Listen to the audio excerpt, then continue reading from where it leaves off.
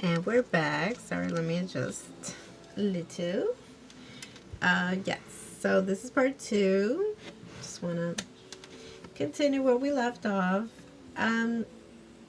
So again, we're getting a haunting of perhaps Alfred's Paperboy's past without really trying. Just, the enthusiasm of a fanatic.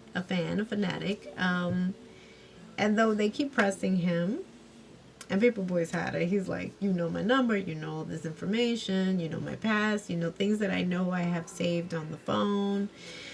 And even with again, we've met X amount of quirky characters. I think that's what I left off in the other video with the introduction of Socks, right? We met Socks because of a party. I think it was episode 3. Taking on these like emotions that aren't necessary. I mean, I can understand a faithful, loyal friend, but this is just an exaggeration, almost to the point where are you doing it genuinely because you care, or are you just trying to fit in? Are you trying to appropriate into a culture that is not of your own, that is not something that you necessarily can relate to? That was not your journey in life, right? Our Socks character. And he's so like livid. Even the fact that he's like blowing up at the same time, which you have to kind of like, why are you getting so upset like this? To the point of threatening him and getting like really like, he's gonna cause some harm on poor Wesley, who's our character here. This is suspected that he stole the phone. So you have to question that, like, okay, what's going on? What are we watching? So, and then to the point where he feels so comfortable because he's amongst Paperboy and Earn, and he feels like he's just like one of the boys. He wants to say the N-word, and it's like, did he just? They caught themselves like, and he caught himself real quick, like he was like, and he just tried to walk off. But that happens, and I feel like this episode is just like the scary side of road life, tour life, and the crazies that come out from the woodworks. Again, chasing that clout, chasing the familiarity, the fame, living vicariously. So, again, because he's our Wesley character, who happens to be the nephew of the venue, the manager of the venue, he's nephew through marriage, but he hadn't really seen this person in almost 15 years, was basically a stranger. Nonetheless, they keep interrogating him. They do even a bad cop, good cop, bad cop. It just backfires. And here comes his way of like, he almost doesn't confess, but nearly serenades Paperboy with one of his like first demos, and in reminiscent or in homage to his past or his former flame.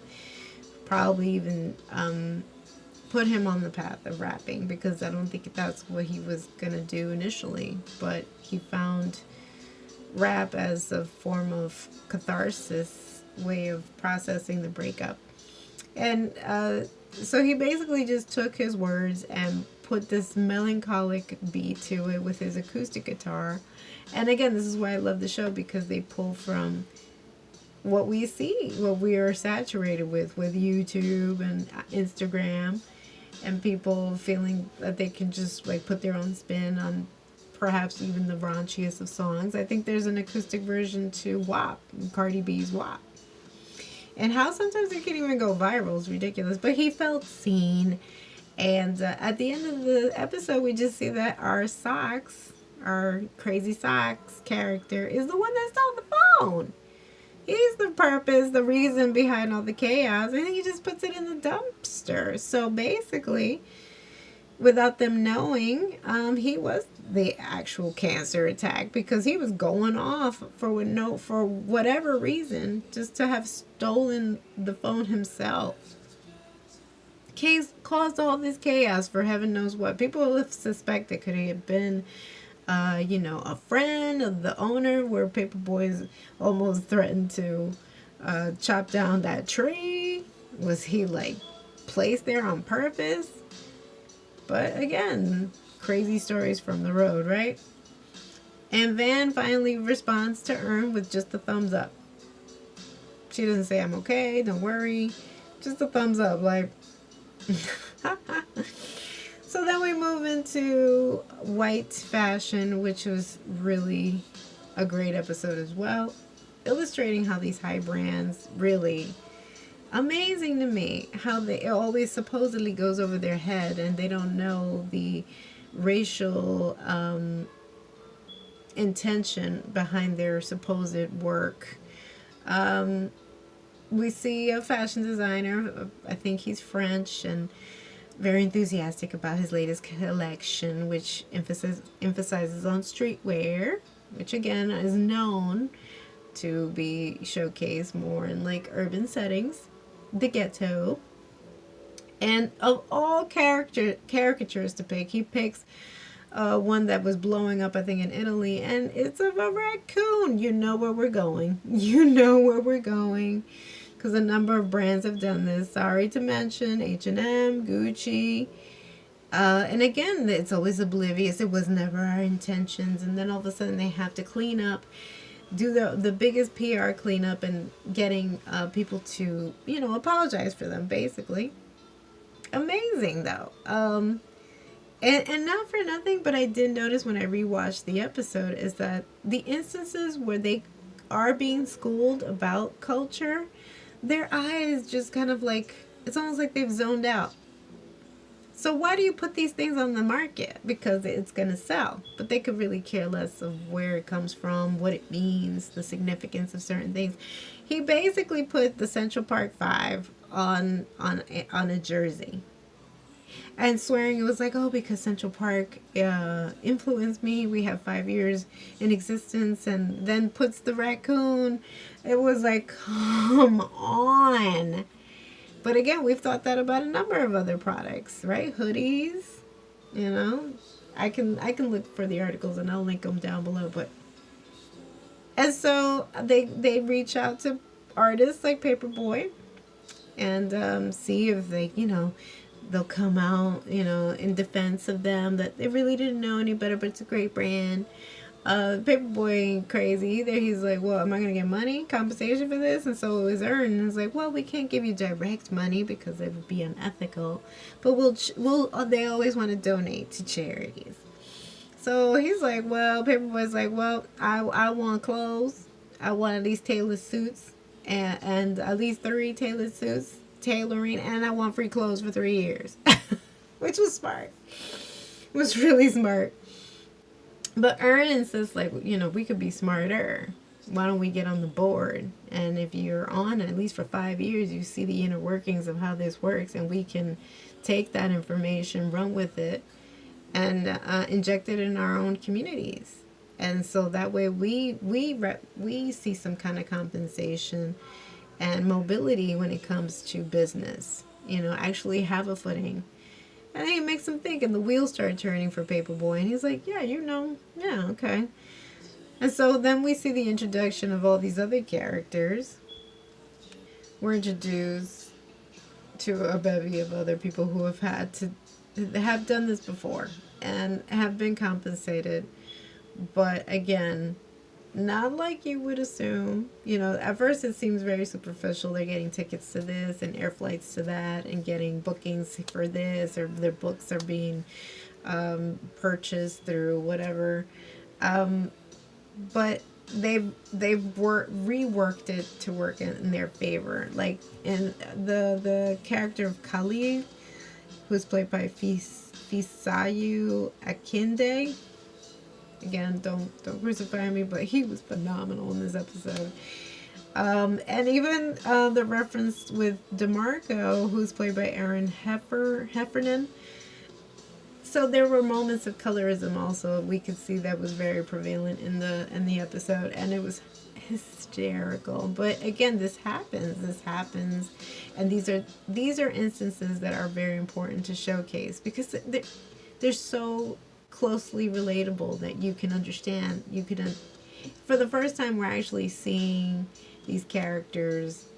Not the first time. If anything, throughout the whole entire series, we've seen them just be themselves and experience situations that are closely related to real life. And I don't think we've had another show that has done that. So kudos to, again, the Glover brothers. Excellent writing as usual. So they do this promotional campaign, where it's gonna influence black designers and get black designers into the industry. And then of course they weren't going to allow that to happen. The French designer and whoever his backer is, so they do some infomercial that really just basically went from Black Lives Matters to All Lives Matter. Paperboy explodes. What is that? And of course Khalil's like trying to calm him down, like, no, it's okay, it's okay. And then he breaks it down to him. It's like, you really think they weren't gonna plot their own demise? They want to sustain power and strength in the industry, their footing. They're not about to take their footing out of the game. Who would do that?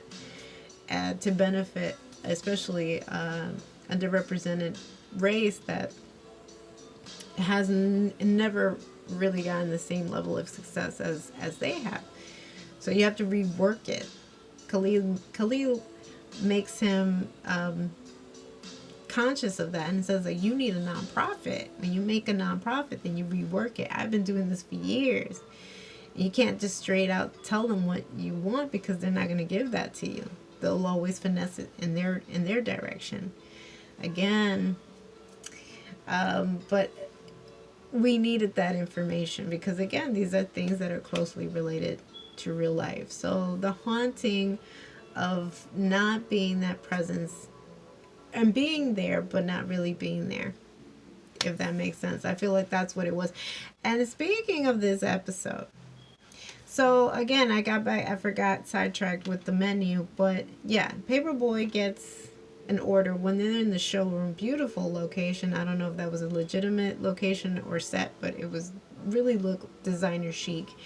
They're placing orders for food.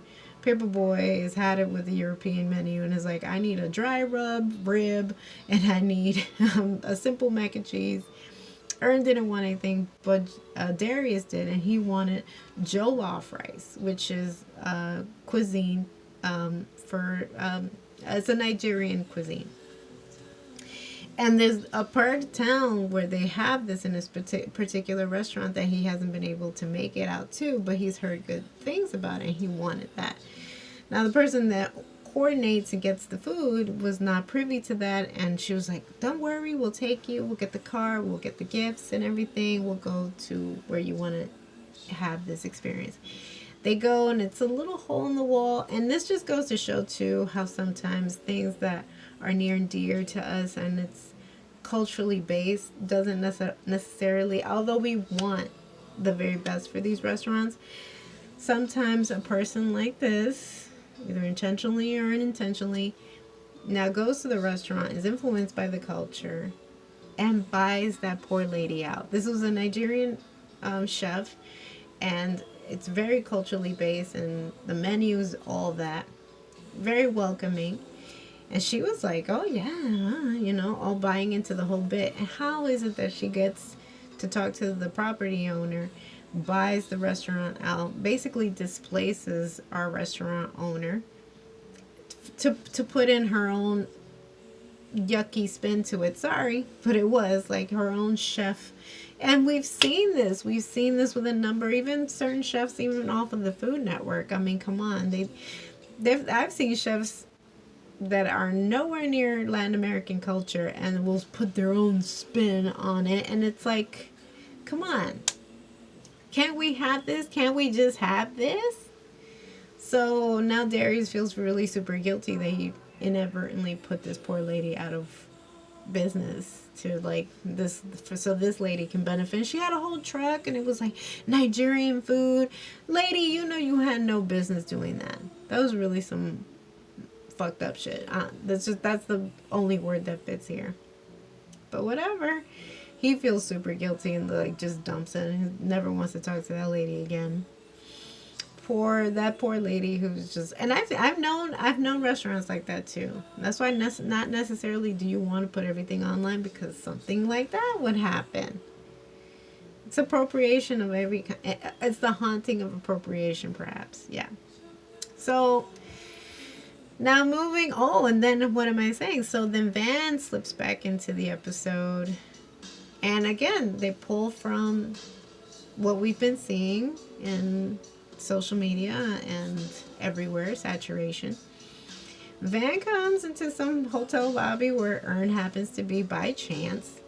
She has this nice fancy bag with her, and this lady, all of a sudden, they're having a conversation, Ern and Van, and this lady comes out of nowhere accusing her of stealing a wig. It was some crazy ass thing. And again, didn't we have that? Didn't we just have that like this past summer with another woman accusing a teen of stealing her cell phone? Which now I think she's seeing time. Good. Serves her right. She even put her hands on the kid. And this lady was kind of doing the same thing here. But thankfully, the hotel wasn't having it. See, this hotel acted right. We wish that most of them would. And then even to the point where they compensated Ern and her. It's like, oh, if you're staying here, we'll pay for it. We're so sorry for, this harassment. And then underneath it, I was like, are you really staying here? I was like, no, but I am now. And I was like, did you steal that wig? And they have a moment where they reconcile. Seems like they've hooked up. Maybe it's the haunting of their relationship, perhaps making another appearance. They have a really nice time and a very romantic moment with this particular band playing in the background, the internet. Really chillax, jazzy, but contemporary feel. But then the next morning, she's gone. And Ern is left in the bed all by himself. Moving on to the next episode. Or the next town. Now, this one was the big one. And I think we still have a couple more episodes to go before we finish the season. But we move on to Trinity to the bone. Trinity to the bone. Now again, we separate from our main characters on some kind of like social analytical way. We do see in the background how it will tie back to our main characters, because it seems like after this European tour, Paperboy is heading home. This isn't Atlanta though, this is New York, and we're introduced to these characters of a well-to-do family, well-bred, living in a hoity-toity penthouse, and have one child, and they have a live-in nanny by the name of Sylvia. And she takes care of this kid literally from morning to night. She deals with him. She gets him ready for school. She feeds him breakfast. She takes him to school. She picks him up. She plays with him. She does his home. She does everything. She is literally a mom to him, even though he has a mom. And we can see at the very beginning, they can't be bothered. They're like, they get him eggs Benedict. What kid do you know is eating eggs Benedict? But because they thought that Sylvia, their nanny, was running late or whatever the case may be. And then we find out little by little in the episode that he's grown very attached to Sylvia, to the point where he's adopted her way of living, her cuisine, her way of speaking, her mannerisms, everything. It's almost like he's formed a bond more with his nanny. Tell me we haven't seen that countless times. Always women of color, and particularly black women, who have sometimes even, and in this episode, has even sacrificed the well-being, unfortunately, of her own children, the child rearing of her own children, to be the mom to a multitude of children that aren't even of her own. So we've seen that since even the sense of all the way spanning back to slavery. Well, they would do that to slaves. They would have to sometimes sacrifice just for the ability to live, they would have to sacrifice their own children and sacrifice being a mother to their own children to be children of their masters. Of their, yeah, a mother to the children of their masters.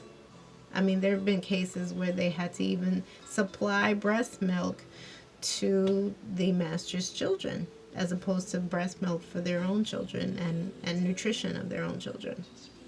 And that's what we see. And so there's a haunting of this lady, but also the stigma of what that represents. Because nobody here wins. These children don't form necessarily a bond with their own parents because they're just too busy to even spend a decent amount of time with their children. In fact, when Sylvia passes, the mom's already thinking of replacing her. Like, oh, we should have gotten a younger nanny. Like, really no sense of empathy. Maybe our children can learn Chinese, Mandarin. She's already plotting for the future. And this woman has sacrificed a good portion of her life and her motherhood for her child. And then there's this constant knocking on the door that you don't know what it is. It's almost spooky, like very kind of Get Out, very, again, these episodes can be easy duplicates for anything that is Jordan Peele related. And then, so they find out that Sylvia has passed, and then they have all her stuff there that she kept, her dresses, her wigs, you know, her Sunday dress, her Sunday best. And then they like pack it up. They want to give it to the children. They're invited to the wake. And then you see where Sylvia is from, her lifestyle, her home life, her children. They all feel like panicked. They don't feel comfortable. They feel like they're going to get jacked. They go into the wake. And these are things that they're not accustomed to. They play a particular style of music. They even have dance. They're bursts of arguments. And then we're introduced to, dun, dun, dun, dun, this is the big thing. We are introduced to Chet Hanks. Do we know who Chet Hanks is? That is Tom Hanks and Rita Wilson's son, who does an incredible Trinidadian accent. And he admits, I mean, he's not playing himself, obviously, but he's playing a character, and he says that Sylvia had been his nanny too. Which, not for nothing, again, and he himself in real life made a news, and his clippings or multiple clippings went viral because people were like, what are you doing? Are you appropriating? You know you didn't grow up like this. Could your nannies have been from Trinidad? That's why I think in his situation, I think his past girlfriends were probably of the culture, and it's just crazy because there are moments, or at least he could laugh at himself, and the fact that they put him in the show was pretty hysterical. And there is a particular song that is catchy as all hell. It's like sweet something, and he's like, that's my jam. Like, he's singing to it, and even the child is too. There are instances that he's mimicked Sylvia's behavior or mannerisms. That's how much of an influence she had on that child. And his own mother is looking at him like, it's like, I don't even know my own kid. And then there's a sense of resentment towards the end, we guess. Will that really make much of an impact?